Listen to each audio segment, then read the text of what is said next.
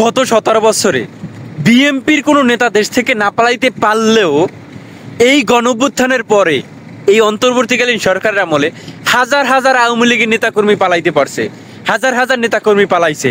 যে শেখ হাসিনা পালানোর আগে তার নেতাকর্মীদের বললে যায় নাই যে আমি পালাইতেছি তোমরা পালাও, সেই নেতাকর্মীরা আইন শৃঙ্খলা বাহিনীকে ব্যবহার করে এবং দেশের বিভিন্ন জায়গায় বিভিন্ন দালালদেরকে ব্যবহার করিয়া তারা দেশ থেকে ভাগছে, দেশ থেকে পালাইতে পারছে।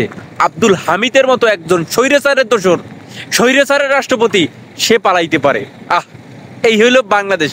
অন্তর্বর্তীকালীন সরকারকে বলবো, আপনারা যদি দেশ চালাইতে না পারেন তাহলে ছাইড়িয়ে দেন, তাও শহীদের রক্তের সাথে বেইমানি করেন না।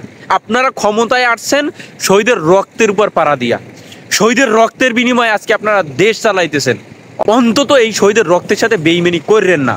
অনুরোধ থাকবে, দেশের আইন শৃঙ্খলা বাহিনী জানি স্বৈরাচারের দোসর ছিল এবং এখনো তলে তলে স্বৈরাচারকে আনার তারা একটা পায়তারা করতেছে, কিন্তু আপনারা তো এই গণঅভ্যুত্থানের ম্যান্ডেট নিয়ে শহীদের রক্তের উপর দাঁড়াই আপনারা দেশ চালাইতেছেন। আপনাদের তো শহীদের রক্তের কথা ভাবা উচিত ছিল যে কাদের রক্তের বিনিময়ে আপনারা এই স্বাধীন বাংলাদেশ পাইছেন, আপনারা ক্ষমতায় আসছেন। অথচ আপনারা সেইগুলো চিন্তা না করিয়া স্বৈরাচারকে সাপোর্ট করতেছেন, স্বৈরাচারকে পালাইতে সাহায্য করতেছেন।